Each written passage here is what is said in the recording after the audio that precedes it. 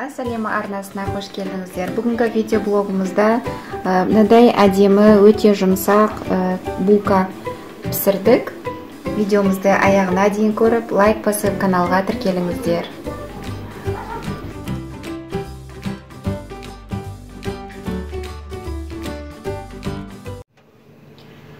Ең алдымен отымызды жағып,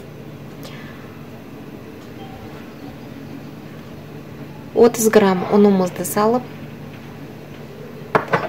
және 125 мл суымызды құямыз, салқын су.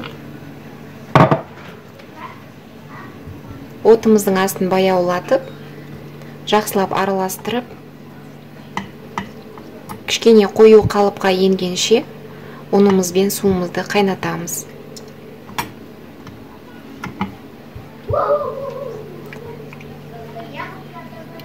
Оның түйіршіктерін барлығын араластырып аламыз.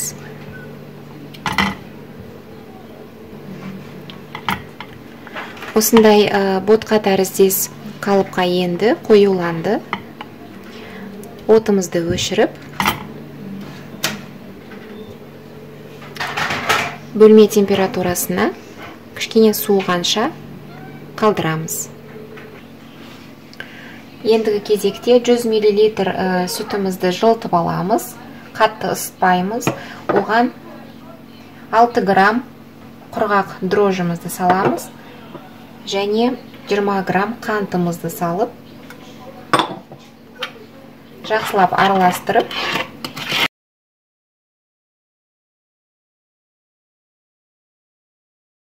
қантымызды ертіп араластырып алдық, бетін жауып, жылы жерге 10-15 минутқа қойып қоямыз, өйткені дрожжымыз еріп, бетіне көбік болып көтерілгенін күтеміз. Осылай дрожжымызды көпіртіп ашытып алдық, 15 минут ұстадық. Енді бізге 270 грамм ұн аламыз мына жерде. Ұнымызды міндетті түрде ұн електен өткізуіміз керек. Ұнымыздың ортасын ашып аламыз, және 50 грамм қантымызды саламыз. Бір жұмыртқамызды қосамыз. Бір шай қасық тұз саламыз. Және 30 грамм сары майымыз, бөлме температурасында, өте жұмсақ болу керек. Және дрожжымызды құямыз. Бастапқыда дайындап алған қоспамызды қосамыз.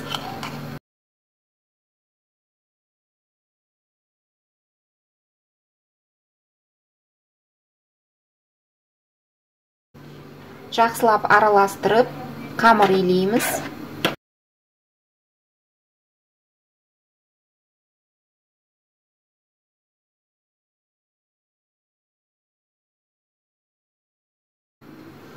Енді қолымызбен илейтін боламыз.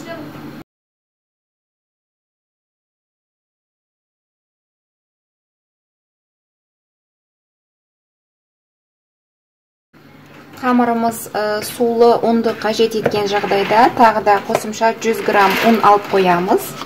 Кішкене қосамыз.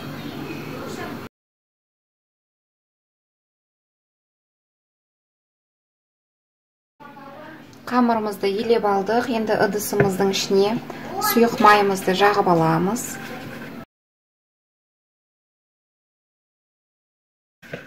Енді елеп алған қамырымызды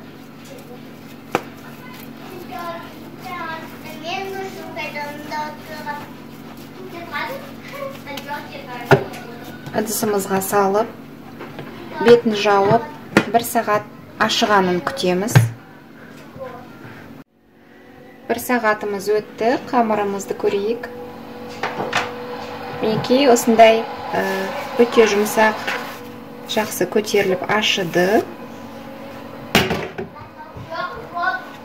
Енді біз қолымызға кішкене май жағып аламыз. Және астында осылай май жағып аламыз. Біз ұнмен істемейміз, нанымыз ашығаннан кейін. Тек қолымыз кішкене майлап алып, қамырымыз 4 бөлікке бөлеміз.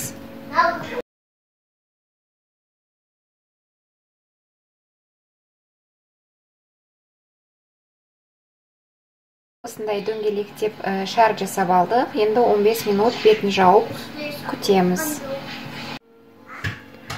Біз 15 минут тұрғызып алдық қамырымызды. Енді осылай қолымызбен кішкене басамыз.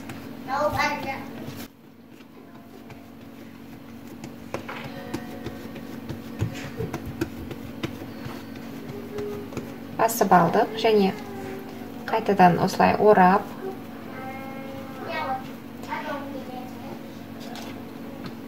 мынандай формамызға саламыз.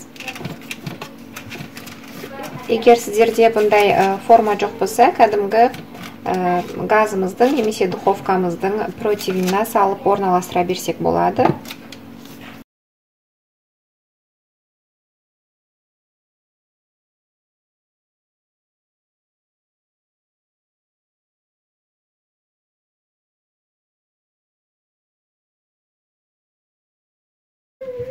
Формамызға қамырларымызды орналастырып алдық. Енді мынадай целлофан мешогымызды аламыз. Осы күйінде тағы 1 сағат қамырымызды ұстаймыз. 1 сағат өтті.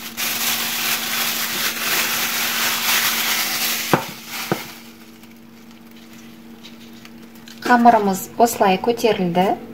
Енді жұмыртқаның тек сарысын аламыз. Қамырымыздың бетіне жағып шығамыз.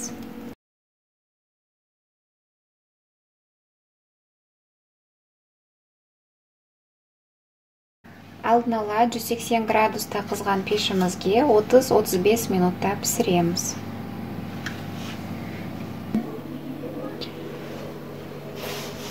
Мінекей достар, біз бүгінгі булкамызды пісіріп болдық.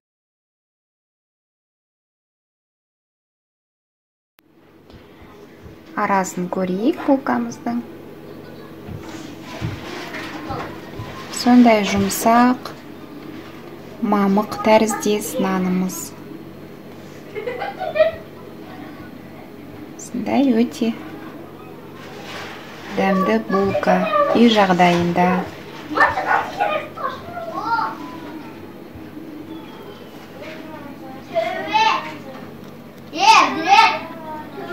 Сен есігімнен науладың,